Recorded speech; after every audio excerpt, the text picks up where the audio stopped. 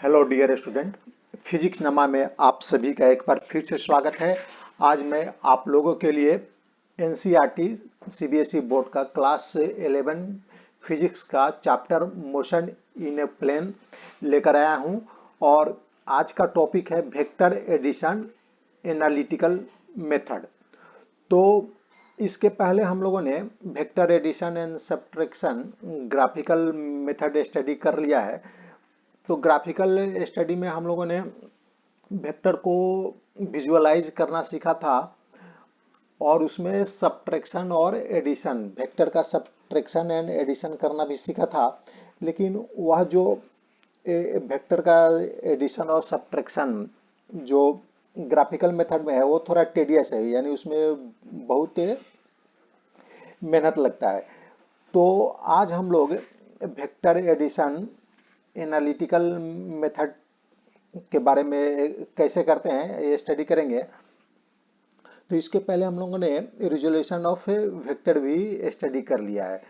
तो इन दोनों का हेल्प लेकर हम लोग वेक्टर एडिशन एनालिटिकल मेथड द्वारा करेंगे। तो चलिए आज का टॉपिक हम लोग स्टार्ट करते हैं। Vector addition analytical method. तो ये मान लेते हैं हमारा एक वेक्टर है, वेक्टर कैपिटल ए है। तो हम लोगों ने इसके पहले रिजोल्यूशन ऑफ वेक्टर में सीखा था कि हम किसी भी वेक्टर का एक्स एक्सिस और वाई एक्सिस में उसका कंपोनेंट निकाल सकते हैं। तो ये हमारा ए वेक्टर है और ए एक्स एक्सिस है और ये वाई एक्सिस है। तो हम वेक्टर ए का, कैपिटल ए का हम कंपोनेंट एक्स एक्सिस में निकालेंगे।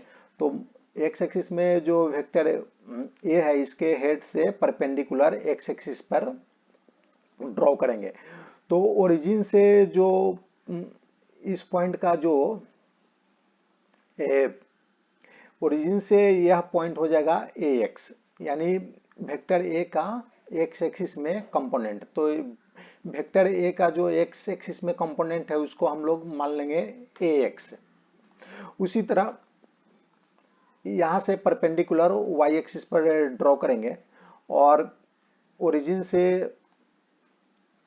यहां तक का जो वेक्टर होगा वो हो गया हमारा ए वाई। और ए वाई वेक्टर ए का वाई एक्सिस पर उसका वाई एक्सिस में कंपोनेंट है। तो उसी तरह मान लेते हैं कि हमारा एक दूसरा वेक्टर बी है। तो वेक्टर बी का भी हम एक्स एक्सिस और वाई एक्सिस पर कंपोनेंट ड्रॉ कर लेंगे। तो मान लेते हैं वेक्टर बी का एक्स एक्सिस में कंपोनेंट बी एक्स है और वाई एक्सिस में कंपोनेंट बी वाई है। तो अब हमें वेक्टर ए और वेक्टर बी को ऐड करना है। तो इसके पहले हम लोग ग्राफिकल मेथड में भी ऐड करना सीखा था। तो आज हम लोग एनालिटिकल मेथड से वेक्टर को ऐड करना सीखेंगे। तो देखिए इस वेक्टर ए को हम क्या लिख सकते हैं। वेक्टर ए को लिख सकते हैं A X I plus A Y Z.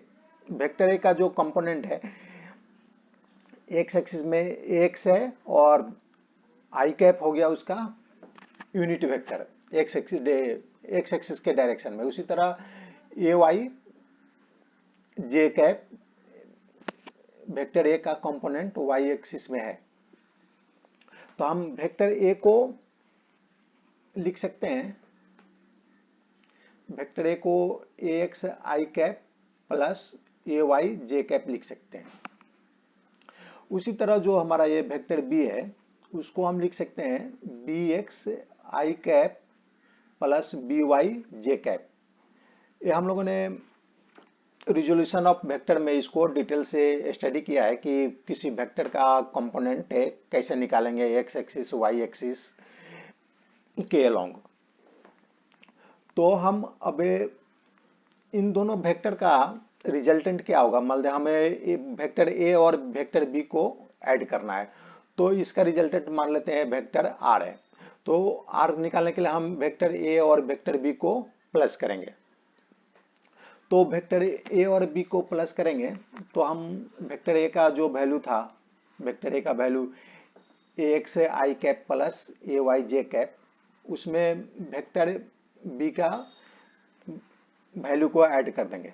तो वेक्टर बी का जो कंपोनेंट था एक्स एक्सिस और वाई एक्सिस में B x I cap plus B Y J cap add कर देंगे।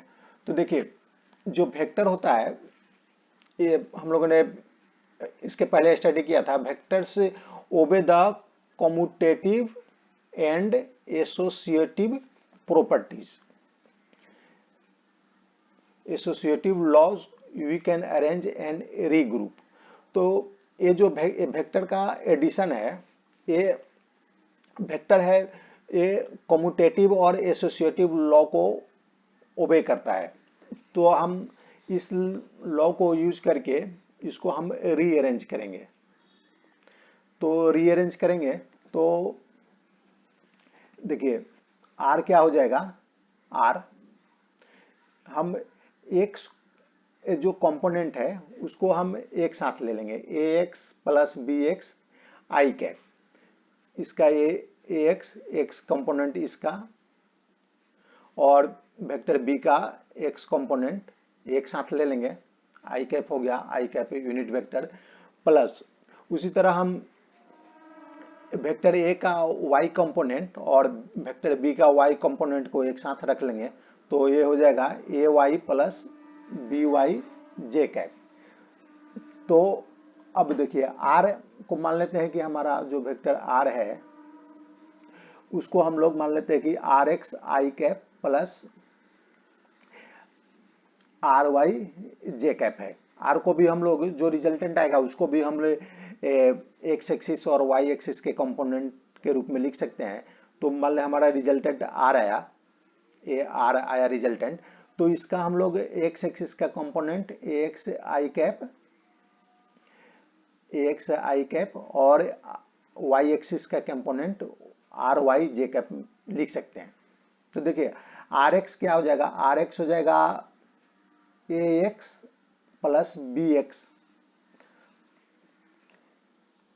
और आर वाई क्या हो जाएगा, ए वाई प्लस बी वाई। ये हमारा आर वाई हो गया ए वाई प्लस बी वाई। तो देखिए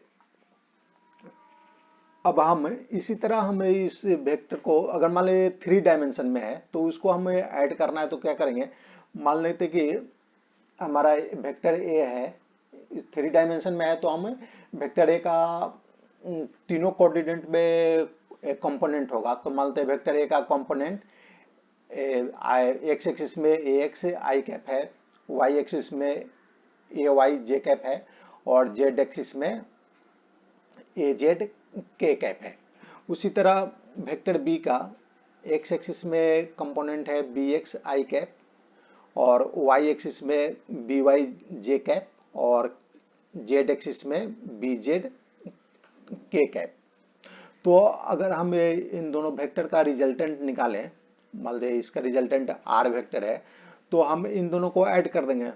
इन दोनों को ऐड किया, vector A plus vector B, तो ऐड करेंगे तो जैसा हम लोगों ने पीछे ऐड किया था उसी तरह ये आर एक्स आई कैप हो जाएगा plus R Y J cap plus R Z के कैप।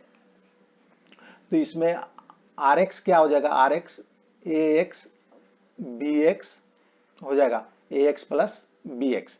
आर एक्स यानी रिजल्टेंट का कंपोनेंट एक्स एक्सिस में। तो हमारा जो भी वेक्टर है ए का एक्स एक्सिस में जो कंपोनेंट है प्लस कर देंगे बी का एक्स एक्सिस में कंपोनेंट से, तो ये हमारा आर एक्स निकल जाएगा। उसी तरह आर वाई जो दोनों वेक्टर का वाई एक्सिस में जो कंपोनेंट होगा उसको ऐड कर देंगे, तो ये इसका मैग्नीट्यूड मालूम चल जाएगा। उसी तरह आर जेड का आर जेड जो रिजल्टेंट वेक्टर का जेड एक्सिस में कंपोनेंट है, तो इन दोनों वेक्टर का ए और बी का जो जेड एक्सिस में जो कंपोनेंट है उसको ऐड कर देंगे तो रिजल्टेंट वेक्टर का कंपोनेंट मालूम चल जाएगा। ये हमें मैग्नीट्यूड मालूम चला। और इसमें हम यूनिट वेक्टर से एक्स एक्सिस का यूनिट वेक्टर आई कैप हो गया, वाई एक्सिस का यूनिट वेक्टर जे कैप हो गया, और जेड एक्सिस का यूनिट वेक्टर जे के कैप हो गया।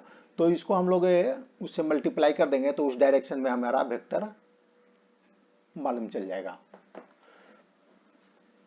This method can be extended to addition and subtraction of any number of vectors, for example। और यह जो मेथड है इसका हम लोग यूटिलाइज करके हम लोग कितना भी नंबर का वेक्टर दिया हो, कितना भी वेक्टर दिया हो उसको हम लोग ऐड कर सकते हैं, सब्ट्रैक्ट कर सकते हैं। जैसे मान लीजिए कि है 3 वेक्टर दिया हुआ है, ए बी सी दिया हुआ है, ए है और इसका तीनों एक्सिस में एक कंपोनेंट ए है, ए X I cap, A Y J cap, A Z के कैप। उसी तरह बी है, बी का भी तीनों एक्सिस में कंपोनेंट है, सी है, सी का भी तीनों एक्सिस में कंपोनेंट दिया हुआ है। तो मान लीजिए कि हमें वेक्टर टी निकालना है, तो वेक्टर टी है, वेक्टर टी को हमें कैसे निकालना है, vector A plus B minus C, इसका जो वैल्यू होगा वो हमें टी बताएगा। तो हमें देखिए ए प्लस बी करना है और माइनस सी करना है, तो हम टी एक्स यानी वेक्टर टी का एक्स एक्सिस में कंपोनेंट क्या हो जाएगा, A X plus B X minus C X. यहाँ सी माइनस है तो हम माइनस कर देंगे। उसी तरह टी वाई भी निकाल लेंगे, A Y plus B Y minus C Y. उसी तरह टी जेड भी हम निकाल सकते हैं, T Z A Z plus B Z minus C Z. और ए क्या हो गया, ये मैग्नीट्यूड हो गया। और इसमें हम यूनिट वेक्टर से मल्टीप्लाई कर देंगे तो हमें वेक्टर भी मालूम चल जाएगा। तो चलिए आज का टॉपिक हम आज यहाँ समाप्त करते हैं। आपको यह वीडियो पसंद आया, फिजिक्स नमा आप लाइक करें, शेयर करें और सब्सक्राइब करें। Thanks for watching.